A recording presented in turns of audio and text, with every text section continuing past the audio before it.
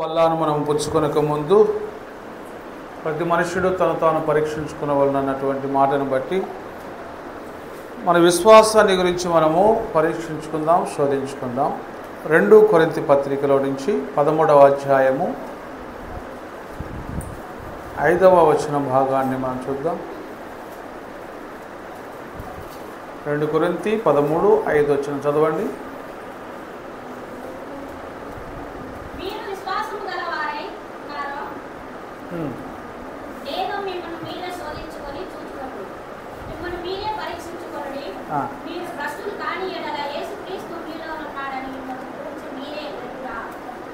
సొంత అనుభవం అనేది ఒకటి మనకు ఉండాలి. మనలో యేసుప్రభు ఉన్నాడా లేడా అనేది మనంతటా మనమే తెలుసుకోవాలి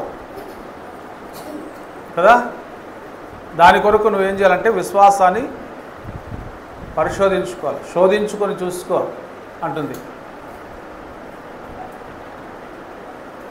విశ్వాసము గలవారమై ఉన్నామో లేదో అని మనల్ని మనమే శోధించుకొని చూసుకోవాలంట. దీన్ని ఎలా చూసుకోవాలి మనం? మీరు విశ్వాసము గలవారై ఉన్నారో లేదో మిమ్మును మీరే శోధించుకొని చూచుకునేది. ఒకవేళ వేరే వాళ్ళు అన్నారనుకోండి, నీకు విశ్వాసం లేదని అనుకోండి, మనకు కోపం వస్తుంది, బీపీ వస్తుంది. నా అంత విశ్వాసం ఉందా నీకు? నీ విశ్వాసం ఎంత? నువ్వు ఎన్నాళ్ళ చచ్చిన పాడదానికి? నేను ఎప్పటి నుంచి పోతున్నా, నా విశ్వాసం ఎంత?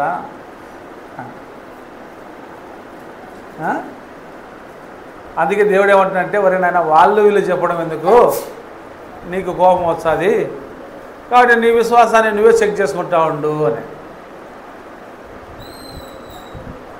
మోకాళ్ళు వంగి ప్రార్థన చేసేది నువ్వు చెక్ చేసుకో, అన్నీ నువ్వే చెక్ చేసుకుంటా ఉండు. బైబిల్ ఎట్లా చదువుతున్నావో చెక్ చేసుకో, చదివిన దాన్ని ఎంత జ్ఞాపకం పెట్టుకుంటున్నావో చెక్ చేసుకో, చదివిన దాన్ని జ్ఞాపకం పెట్టుకునే దాన్ని ఎలా నెరవేరుస్తున్నావో జ్ఞాపకం చేసుకో. నీ విశ్వాసం నువ్వే చెకింగ్ చేసుకుంటా ఉండు.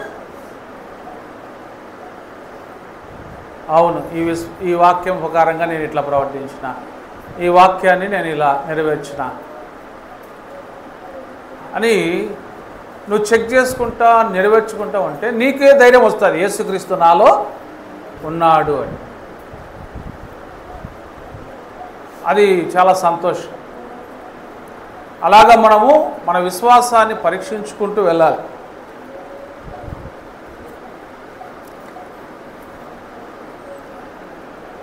దాని కొరకు మనం కొన్ని విషయాలు చూద్దాం.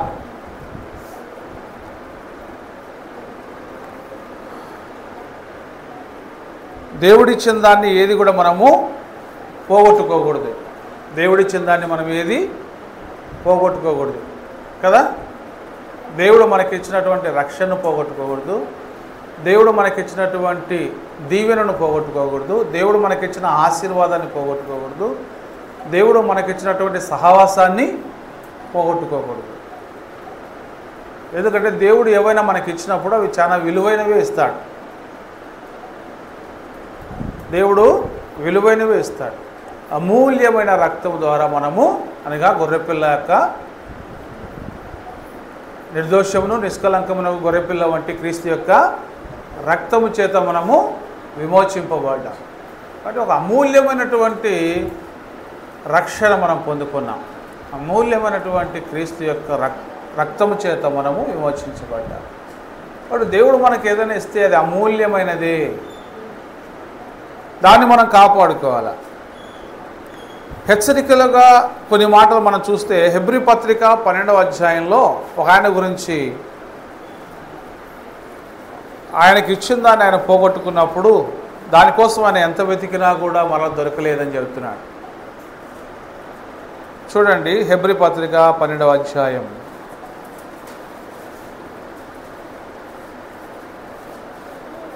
16వ వచనం భాగం చూడండి. ఒక్క పూట కూటి కొరకు తన జ్యేష్ఠత్వపు హక్కును అమ్మి వేసిన ఏషావు వంటి భ్రష్టుడైనను వ్యభిచారి అయినను ఉండునేమో అని ఒక్కసారి మనము జాగ్రత్త పడాలని చెప్తున్నాడు. ఏశావు తన జ్యేష్ఠత్వమును అమ్మివేశాడట. జ్యేష్ఠత్వం అనేది దేవుడిచ్చినటువంటి గొప్ప బహుమానం, అర్హత. అది దాన్ని ఆయన దేవుడు నాకు ఇంత ధన్యత ఇచ్చినాడు అనే దాన్ని చులకనగా చేసి ఒక పూట ఆహారం కొరకు, కూటి కొరకు దాన్ని అమ్మివేశాడట. అది దేవుడికి నచ్చలే. జ్యేష్ఠత్వాన్ని అమ్మేసినాడు, ఇంకా దేవుణ్ణి కూడా అమ్మేస్తాడు. ఏముంది? దేన్నైనా అమ్మగలడు. దేవుడు తనకిచ్చిన దాన్ని నిలబెట్టుకున్నవాడు, కాపాడుకున్నవాడే గొప్పవాడు. ఇచ్చిందంతా అమ్ముకుంటా పోతే ఏం మిగులుతుంది? దేవుడిచ్చిన రక్షణను మనము కాపాడుకోవాలా. జ్యేష్ఠత్వము అనేది చాలా విలువైంది. బైబిల్ గ్రంథం నేను చదువుతున్నప్పుడు ఈ జ్యేష్ఠత్వం మీద కొన్ని ఆలోచనలు నాకు వచ్చినాయి.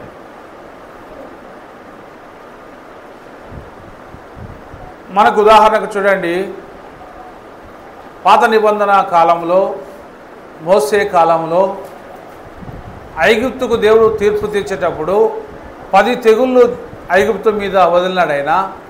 కానీ లాస్ట్ ఫైనల్ జడ్జిమెంట్గా ఆయన చేసినటువంటి ఆ భయంకరమైనటువంటి తెగులు ఏంటంటే ఐగుప్తులోని జ్యేష్ఠులను అందరినీ కూడా చంపేసినాడు కదా. నాకు అది మనసులో ఉంది. బైబిల్ చదివేటప్పుడు ఈ జ్యేష్ఠుల్ని ఎందుకు చంపినాడు ఆయన? ఈ జ్యేష్ఠులను అందరినీ ఫరో ఇంట్లో కూడా, ఫరో కుమారుడు జ్యేష్ఠుడు చనిపోయినాడు. అసలు శవము లేని ఇల్లు లేదట ఐగుప్తు. ఆ రాత్రి దేవుడు చేసినాడంట, సంహారపు దూతను పంపినాడు. సంహారపు దూతను పంపినాడు. ఫరో హృదయం కఠినం చేయబడింది. ప్రజల్ని బయటికి పోనివ్వలేదు, దేవుణ్ణి ఆరాధించడానికి పోనివ్వలేదు. దేవుడు ఫైనల్గా ఏం చేసినాడంటే, ఈ దెబ్బతో ఫరో మిమ్మల్ని వదిలిపెడతాడు అని చెప్పి, మీరు పస్కా సిద్ధపరచుకోండి అని వాళ్ళకి చెప్పి, పస్కా సిద్ధపరచుకునే టైంలో వాళ్ళు ఉంటే ఆ రాత్రి సంహారపు దూతను పంపించినాడు. ఆ సంహారపు దూత వెళ్ళి ఏం చేసిందంటే, అది ఇశ్రాయేలు ఇళ్లలోకి జొరబడకుండా మీరేం చేస్తారంటే ఆ పస్కా పశువును వధించి, గొర్రెపిల్లను వధించి, దాని రక్తాన్ని తీసి మీరున్నటువంటి ఆ ద్వారబంధాలకు, ఆ గుడారాలకు, ఆ ద్వారబంధాలకు పైకమ్మికి 2 నిలువు కమ్ములకు పూయండి అని చెప్పినాడు. అప్పుడు సంహారపు దూత మీ దగ్గరికి రాకుండా వెళ్ళిపోతుంది. వీళ్ళు ఈ పాలెమంతా ఆ విధంగా ఆ పస్కా పశువును వధించి ఆ రక్తాన్ని పూసిపెట్టారు. ఈ సంహారపు దూత దేవుడి సముఖం నుండి వచ్చింది. ఇప్పుడు ఐగుప్తు అంతటా కూడా ఏ ఇంటిలో ఆ రక్తపు గుర్తు లేదో ఆ ఇంట్లోకి వెళ్ళింది. ఆ ఇంట్లో జ్యేష్ఠ కుమారులు నిద్రిస్తూ ఉన్నారనుకోండి, అర్ధరాత్రి పూట నిద్రపోతూ ఉన్నారు. ఆ నిద్రలోనే అట్లనే చనిపోయినారు అంతా కూడా. అందరూ చనిపోయారు. తెల్లవారేసరికి ఫరో ఇంట్లో పెద్ద కుమారుడు చనిపోయినాడు. ప్రతి ఇంట్లో జ్యేష్ఠ కుమారుడు చనిపోయినాడు. ఆ దెబ్బతో ఫరో లేచి, అధిపతులంతా లేచి, అధికారులంతా లేచి ఫరో దగ్గరకు వచ్చి, ఎందుకయ్యా నువ్వు వీళ్ళని ఇంకా పంపించకుండా ఉన్నావు? దయచేసి ఇంకా ఏం మిగులుతుంది మనకు? మన పిల్లలంతా చచ్చిపోయినారు, రేపు మనం బతుకుతామని గ్యారంటీ ఉంది, పంపించే వాళ్ళందరినీ అని చెప్తారు. అప్పుడు ఫరో, నాయనా మీరు పోండి, మా దేశాన్ని వదిలిపోండి, ఇదిగో మీకు కావాల్సినవన్నీ కూడా తీసుకొని పోండి అని చెప్పి వాళ్ళని పంపించినట్లుగా చెప్పబడతా ఉంది. నాకు అనుమానం, ఎందుకు జ్యేష్ఠుల్ని చంపాడు ఆయన? మీ పిల్లల్ని చంపుతానని చెప్పి ఎవరైనా చంపొచ్చు కదా, కానీ జ్యేష్ఠుల్ని అని ఎందుకు చెప్పాడంటే ఆయన చంపే ముందు అనౌన్స్మెంట్ చేయించినాడు. ఎందుకని కొంతకాలం నేను ఆలోచన చేస్తూ వచ్చిన, సరే మా బైబిల్ మళ్ళా చదువుతూ వచ్చినప్పుడు ఒక సమాధానం దొరికింది నాకు. దేవుడు ఎందుకు ఈ విధంగా చేస్తాడంటే దానికి ముందు ఆయన ఒకటి చెప్పినాడు.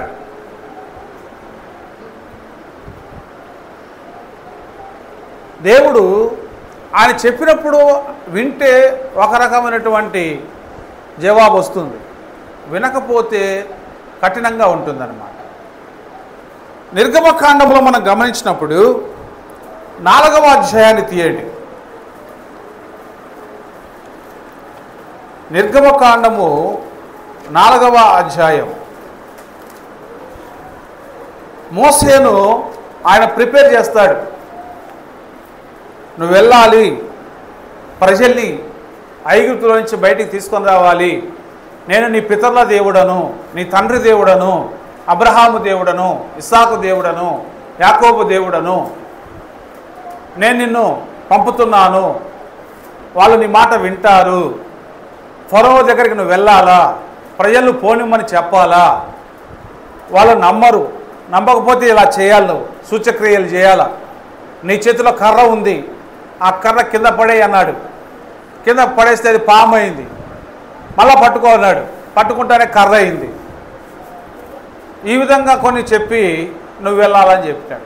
ఆ చెబుతున్నప్పుడు ఒక మాట చెప్పాడు, అది మనం స్పీడ్గా చదివేటప్పుడు ఎవరు కూడా అంతగా గమనించాం, కానీ దేవుడు చెప్పిన ప్రతి మాట ఒకచోట నెరవేర్చబడుతూనే ఉంటుంది. అందుకే లూకాసు వార్తలో ఒక మాట రాయబడింది, ఆయన చెప్పిన ఏ మాట అయినను నిరర్ధకము కానేరదు కదా అని. ఆయన ఒకటి చెప్పాడంటే దాన్ని చేసి నెరవేరుస్తాడు. ఈ నిర్గమకాండంలో నేను చదువుతున్నప్పుడు మళ్ళా నేను అది రిపీట్ చేసుకుంటా వచ్చుట, ఈ జ్యేష్ఠుల గురించి, ఎందుకు జ్యేష్ఠుల్ని అని చంపాడు అని. 4వ అధ్యాయంలో ఫరోతో మాట్లాడమని చెప్పినప్పుడు ఏం చెప్పాడు చూడండి, 22, 23 వచ్చిన చదువుదాం. ఫరోతో నువ్వు మాట్లాడాలని మోసే చెప్తున్నా. అప్పుడు నీవు ఫరోతో, ఇశ్రాయేలు నా కుమారుడు, ఉత్త కుమారుడు కాదు, నా జ్యేష్ఠ కుమారుడు, అదే అన్నమాట. అక్కడ చెప్తున్నా చదవండి, నన్ను సేవించున్నట్లు నా కుమారుని పోనిమ్మని నీకు ఆజ్ఞాపించుచున్నాను, వాని పంపనొల్లని ఎడల ఇదిగో నేను నీ కుమారుని. నీ కుమారు అంటే ఎవరంటే వాని కాదు, నీ జ్యేష్ఠ కుమారుని చంపెదనని యెహోవా సెలవిచ్చుచున్నాడని అతనితో చెప్పుము. ఈ మాట అండర్లైన్ చేసి పెట్టుకోవాలి. ఇది ఫరో మర్చిపోయినాడు.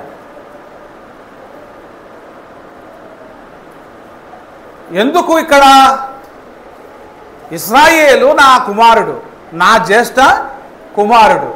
ఈ కుమారుడు అంటే ఆ ఇశ్రాయేలు జనాంగం అంతా జ్యేష్ఠ కుమారునితో పోల్చినాడు. వాళ్ళు నా జ్యేష్ఠ కుమారుడు, నా పిల్లలు వాళ్ళు, అంతే కదా. ఇశ్రాయేలు ఎవరు? జ్యేష్ఠుడైనాడా లేదా? ఇప్పుడు ఏశావు దాన్ని పోగొట్టుకుంటే ఎవరైనారు? యాకోబు జ్యేష్ఠుడైనట్టే కదా. ఏశావు జ్యేష్ఠత్వాన్ని పోగొట్టుకున్నాడని చదువుకున్నాం. మరి ఎవరైనా జ్యేష్ఠుడు? జ్యేష్ఠత్వం ఎవరికి వచ్చింది? యాకోబుకి వచ్చింది. అంటే యాకోబు ఎవరు? జ్యేష్ఠుడు. కాబట్టి ఇశ్రాయేలు నా జ్యేష్ఠ కుమారుడు, అతడు బయటికి రావాలా. ఎందుకు? నన్ను సేవించడానికి అతన్ని పంపించు, అతని పిల్లల్ని పంపించు, అతని జనాంగాన్ని పంపించు. ఒకవేళ నా కుమారుని, నా జ్యేష్ఠ కుమారుడు నా దగ్గరికి పంపించకపోతే, ఆరాధనకు పంపించకపోతే, ఆరాధించడానికి నువ్వు పంపించకపోతే, విడుదల వాళ్ళకి ఇవ్వకపోతే నేను నీకు తీర్పు తీరుస్తా. నేను నీ కుమారుని చంపుతా, నీ జ్యేష్ఠ కుమారుని చంపుతా. నా కుమారుడు నా దగ్గర లేకపోతే నాకు ఎంత బాధ ఉంటుందో, నీ కుమారుడు పోగొట్టుకుంటే నీకంత బాధ తెలిసి వస్తుంది అన్నటువంటి కాన్సెప్ట్ అది. నా బిడ్డలు నన్ను ఆరాధించడానికి నా దగ్గరికి రాకపోతే నేను కూడా నీకు తీర్పు తీరుస్తా. నీ కుమారుని నేను చంపేస్తా, నీ కుమారుని నేను నీకు దూరము చేస్తా. అప్పుడు నీకు తెలుస్తుంది నీ పిల్లలు నీ ఎదుట లేకపోతే ఎట్లుంటుందో. ఇది నీకొక్కరికే కాదు, ఐగుప్తు అంతటి కూడా తెలుస్తుంది.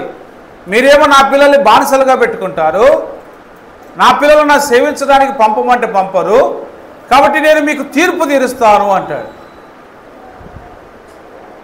ఈ దెబ్బ భయంకరమైన. చివరికి ఫైనల్గా దీన్ని దేవుడు చేసినట్టుగా మనం చూస్తాం. అప్పుడు ఐగుప్తులో అందరూ, ప్రతి ఇంట్లో ఒక శవం తేలింది.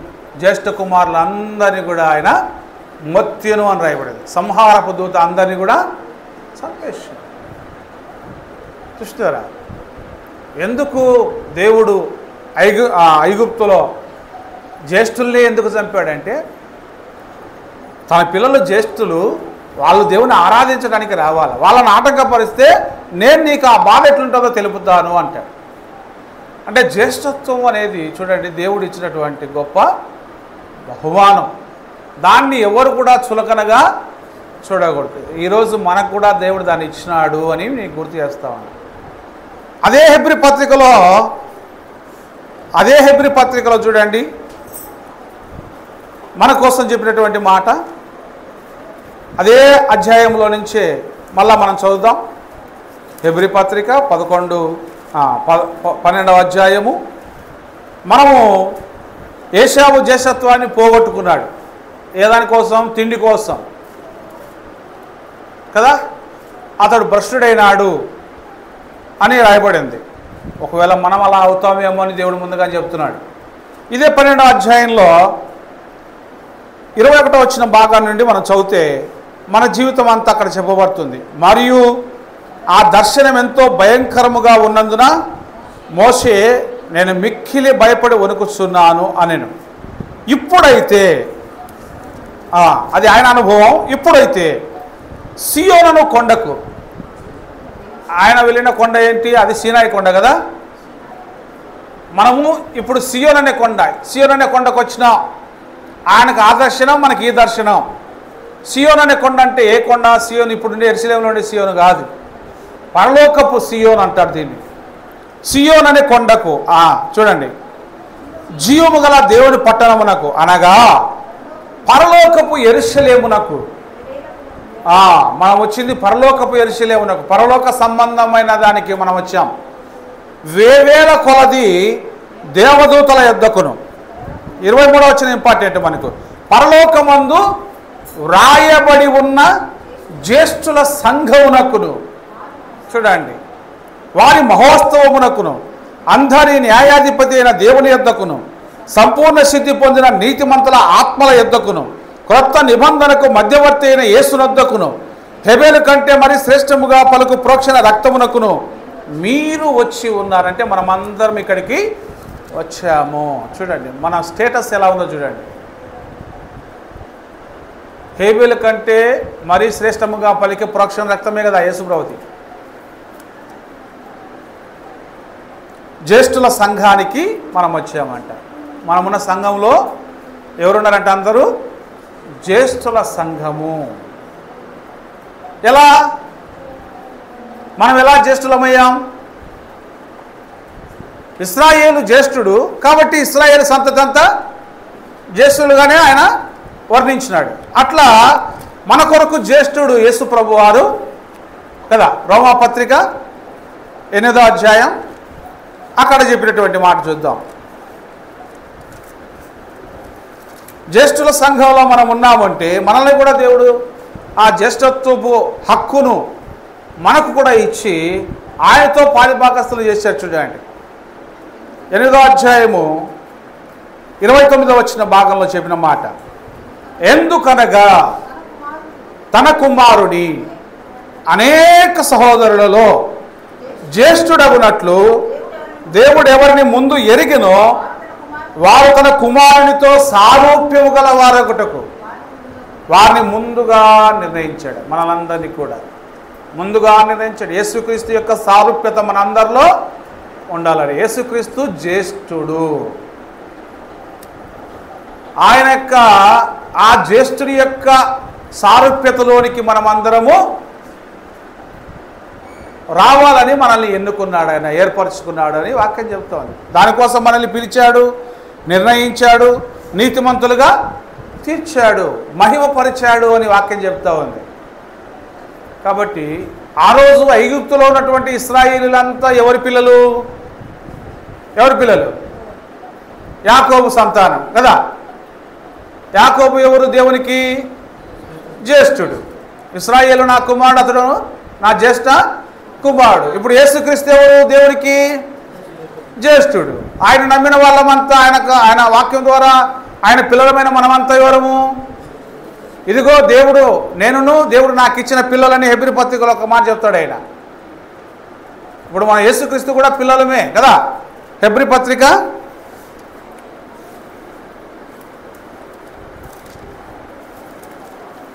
చూడండి, హెబ్రీ పత్రికలో చెప్పినటువంటి మాట 2వ అధ్యాయంలో 13వ వచనంలో కింద లైన్ ఉంది చూడండి. నేను ఆయనను నమ్ముకొని ఉందును అనియు, ఇదిగో నేనును దేవుడు నాకు ఇచ్చిన పిల్లలను అనియు చెప్పుచున్నాడు. యేసుప్రభు చెప్పిన మాట ఇది. ఇదిగో నేను దేవుడు నాకు ఇచ్చిన పిల్లలు. ఈ పిల్లలు ఎలా ఉన్నారంటే రక్తమాంసాల గల వారైనందున ఆ ప్రకారమే మరణం యొక్క బలంగా వాళ్ళని అపవాదిని మరణం ద్వారా నశింపజేయడానికి, జీవితకాలం అంతా మరణ భయం చేత దాస్యమునకు లోబడిన వారిని విడిపించడానికి ఆయన కూడా రక్త మాంసములలో పాలువాడాడని చెప్తాడు. ఇదిగో నేనును నా పిల్లలు, దేవుడు నాకు ఇచ్చిన పిల్లలు. దేవుడు నాకు ఇచ్చిన పిల్లలు అన్నాడు. ఇక్కడ అర్థం ఉంది దీనికి కదా. దేవుడు నాకు ఇచ్చిన పిల్లలు అంటే నా ద్వారా వారసులు, యేసుక్రీస్తు ద్వారా మీరు వారసులు అని చెప్పిల్లా అట్లా అన్నమాట. కాబట్టి ఆయన ఎందుకు విశ్వాసం ఉంచిన భక్తులము, విశ్వాసులము, ఆయన పిల్లలము, ఈ పోలికలన్నీ కూడా మనం చెప్పుకోవాలి. కాబట్టి ఇశ్రాయేలు నా జ్యేష్ఠ కుమారుడు, అతడు ఏం చేయాలా? నన్ను సేవించడానికి అతన్ని పంపించు అన్నాడు. ఒకవేళ అతను నువ్వు పంపించకపోతే నేను నీకు తీర్పు తీరుస్తా, నీ జ్యేష్ఠ కుమారుని నీకు లేకుండా చేస్తా అన్నాడు. ఇప్పుడు పరలోకానికి మనల్ని కూడా సెలెక్ట్ చేసుకున్నాడు ఆయన. జ్యేష్ఠ కుమారుని మన కొరకు బలి ఇచ్చినాడు ఇక్కడ కదా. జ్యేష్ఠ కుమారుని మన కొరకు యేసు ప్రభువును బలి ఇచ్చినాడు. ఇప్పుడు మనం బలి ద్వారా జ్యేష్ఠ కుమారుని ఎందుకు విశ్వాసం ఉంచి జ్యేష్ఠత్వంలోనికి ప్రవేశము చేస్తున్నాం. కాబట్టి ఈ జ్యేష్ఠత్వపు హక్కును మనం కూడా అమ్మేసుకున్నాం అనుకోండి, మనం కూడా బంధించినాం అనుకోండి, మన జీవితాన్ని దేవుని ఆరాధించకుండా, ప్రార్థన చేయకుండా, వాక్యం వినకుండా, స్తుతించకుండా, దేవుని కార్యాలు చేయకుండా, మనం కూడా మన దేహంతో దేవుని కార్యాలు ఏవి చేయకుండా బంధించడం అనుకోండి, దేవునికి ఉపయోగపడకోకుండా చేయటమే బంధించడం, అంతే కదా. నన్ను సేవించడానికి నా పిల్లల్ని పంపించమన్నాడు ఫరోతో. వీళ్ళు వెళ్ళి అక్కడ పర్వతం మీద దేవుని సేవించాలా, ఆరాధించాలా, స్తుతించాలా, పాటలు పాడాలా, వాక్యం చదవాలా, వినాలా, దాని ప్రకారం దహన బలి ఇవ్వాలా, ధూపం వేయాలా, ఇవన్నీ అనుకోండి. మరి ఈరోజు ఏం జరుగుతూ ఉంది మన విశ్వాస జీవితంలో? యేసుక్రీస్తు నమ్మిన మనం ఏం చేయాలా? ఆయన ద్వారా దేవుని సేవించాలి కదా. యేసుక్రీస్తు ద్వారా మనము మన అర్పణలు దేవునికి చెల్లించాలి కదా. మరి యేసుక్రీస్తుని కలిగిన మనము ఆ హక్కును మనం వినియోగించుకోకుండా, ఆ ఆరాధనలు మనం చేయకుండా, ఆ కృతజ్ఞత మనం చెల్లించకుండా, మన విశ్వాసాన్ని వృద్ధి పొందించుకోకుండా మనం ఏమైనా బంధిస్తే, దేవునికి చేయాల్సిన సేవను చేయకపోతే, దేవునికి ఇవ్వాల్సినటువంటి వాటిని మనం ఇవ్వకపోతే, దేవుని భాగం దేవునికి ఇవ్వకపోతే మనం కూడా దెబ్బతింటాం. మనం ఏది దేవునికి దూరం చేస్తామో, ఏది దూరం చేయాలనుకుంటామో, ఏది దేవునికి దక్కకుండా చేయాలనుకుంటామో దాన్ని దేవుడు మనకు దక్కకుండా, అంతే. దాని ఆన్సర్ అంతే. ఎందుకు జ్యేష్ఠులే చచ్చిపోవాలా అంటే, ఆయన నా జ్యేష్ఠ కుమారుడు, ఆయన నా జ్యేష్ఠ కుమారుడు, నా జ్యేష్ఠ కుమారుడు నా దగ్గర రాకపోతే నేను ఎందుకు ఊరుకుంటా? నీ జ్యేష్ఠ కుమారుడు నేను లేకపోతే నీకు ఎట్లా బాధ ఉంటుందో. కాబట్టి ఈ విధమైనటువంటి తీర్పు దేవుడు వారి మధ్య తీర్చినట్లుగా మనం చూస్తూ ఉన్నాం. దాని తులనాలైనటువంటి ఏశావుకు తగినటువంటి శిక్ష పడింది. ఆయన పాపం దానికోసం ఎంతో వెతికినాడు, కానీ ఆయనకు దొరకలే. కానీ ఆయనకంటే ఇంకా మనం ప్రమాదంలో ఉన్నాం. ఈరోజు మనం కొత్త నిబంధనలో ఉన్నాం. దీని నుంచి మనం తప్పిపోతే ఇంకా మనకు దిక్కు ఏమీ లేదు. కృపలో నుంచి తొలగిపోతే ఇంకేముంది దిక్కు? కృప మనల్ని కాపాడింది. కృప ద్వారా మనం వారసులమైనాము. కృప ద్వారా దేవుని సన్నిధికి చేరినాము. ఇంత గొప్ప కృపను ఆధారం చేసుకొని దాన్ని ఇంకా డెవలప్ చేసుకోవాలి, కానీ ఇంకా వృద్ధి పొందాలి, కానీ పాటలు పాడేది ఇంకా నేర్చుకోవాలా, స్తుతించేది ఇంకా అలవాటు చేసుకోవాలా, ఆరాధించేది అలవాటు చేసుకోవాలా, సమర్పించేది అలవాటు చేసుకోవాలా. అన్నిటినీ మనము వాక్యం ద్వారా మోటివేషన్ చేసుకుంటే ఎదగాల. ఒకవేళ అలా లేకపోతే మనం కొన్ని బంధించడం అనుకోండి, మీరు ఇక్కడ ఏం బంధిస్తే అక్కడ అది బంధించబడతారు. యేసుప్రభువు వారు కూడా ఒక సందర్భంలో చెప్పినారు చూడండి. అట్లా మనం ఏది బిగపడితే అది ఆయన బిగపడతాడు కదా. బిగబట్టినామంటే ఆయన బిగబడతాడు. లేదు మనం గుప్పులు విప్పామంటే ఆయన విప్పుతాడు, ఆశీర్వదిస్తాడు. కాబట్టి ఈ విధంగా దేవుడు తన కార్యాలను ఆనాడైనా చేయగలుగుతున్నాడు, ఈనాడైనా చేస్తాడు. మన విశ్వాసాన్ని మనం పరీక్షించుకొని మన విశ్వాసులమై ఉన్నామా లేదా, దేవుడిచ్చిన దాన్ని రక్షణ కాపాడుకుంటున్నామా లేదా, జ్యేష్ఠత్వపు హక్కును కాపాడుకుంటున్నామా లేదా, ప్రార్థనా జీవితాన్ని కాపాడుకుంటున్నామా లేదా, పరిచర్య జీవితాన్ని కాపాడుకుంటున్నామా లేదా, సమర్పణ గల జీవితాన్ని కాపాడుకుంటున్నామా లేదా, క్రీస్తు యొక్క అడుగుజాడలు నడుచుకోవడం కాపాడుకుంటున్నామో లేదా, ఎక్కడ మనం నిద్రాస్తులకు వెళ్ళిపోతా ఉన్నాం, ఎక్కడ మనం బలహీనలం అవుతా ఉన్నాం, మనల్ని మనం పరీక్షించుకుందాం. ప్రభువా, ఈ వారం అంతట్లో నేను ఇలా ప్రవర్తించాను, క్షమించు. విడుదల పొందుకుందాం, కొత్త శక్తి పొందుకుందాం. మనల్ని మనము పరీక్షించుకోమని వాక్యం చెబుతుంది. మోకరించుదాం.